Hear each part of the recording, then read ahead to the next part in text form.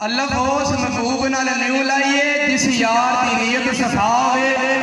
ओ कदरमंद होवे कदर जानेड़ा नाले उसकी नरमा अदा होवे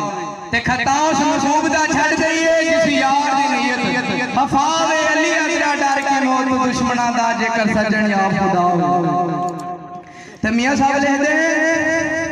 बुल बुल बाग च सदा ना बोले बुल बुल बुल बुल बाग च सदा ना बोले ते सदा ना बाग बहारा सदा ना मापे हुसन जवानी ते सदा ना सोबत यार ते सुपने दे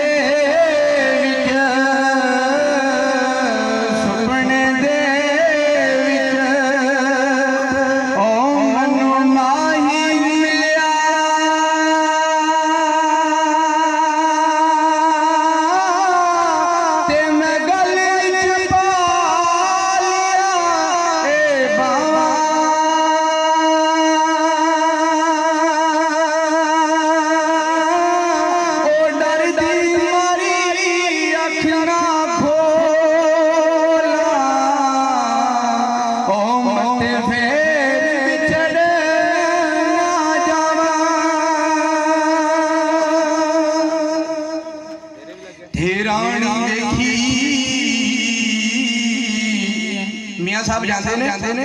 राह विच देखते ने कि एक रानी है हाक उठाती तो उन्हें पूछा पुत्र तेरा नाम की है उन्हें आख्या मेरा नाम है रानी उन्हें आख्या मियां साहब कहते ने वाह है ना रानी है तो दांदी हाक अगे जाते रहते रानी बैठी हाक उठाती अगे जाते ने बंदा मोया पिया कहते ने कि इत्थे की होया बंदे इकट्ठे होए सारे पुछदे ने इत्थे की होया बंदा मर गया पूछा ना कि ना है जीवन वाह मालका ना जीवन ते मरदा पिया अगे जाते ने अगे वेखदे आपू मचा झाड़दे अगे टुके अगे जाके पुछदे ने बंदे बाबा रानी रानी हाक उठांदी जीवन वेख्या मरदा मोहम्मद वर्गे अगे बंदे बाबा इकट्ठे होए ने बंदे चार ढोडर बैठे एक बाबा सारा मोटा सारा जाना ओनू बंदे घोटदे पे ने जी खिदमत करदे पे जाली पीर बने होण पुछदे ने जी ये ना एदा ना है जी ढोडर उत्थे फिर मियां साहब के शेर कहदे ने रानी देखी ओए रानी देखिए आयो हाथी उड़ांदी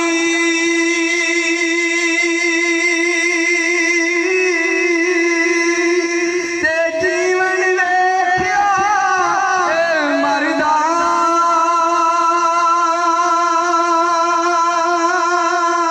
ते मुहम्मद वर्गे आयो मची चारण ते ओ टोडर मोटा करदा मियां साहब ने किसी बंदे पूछा कि भाई तू अपने अरशे दे नाम मोहम्मद क्यों लिखना है ते मियां साहब ने शेर के लिया ओ मैं मोहम्मद ओहे मैं मोहम्मद आए ओ ठग मोहम्मद ते मैं मोहम्मद आए ओ तोर ते जिस दी दुनिया आयो कलमा पढ़दी ओए ओ मोहम्मद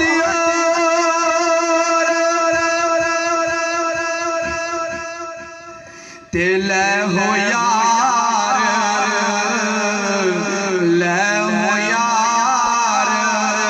ओ हवाले रब दे ते मेले चार ओ दिलां दे उस दिन दे ओ मुबारक सी ओ जिस दिन से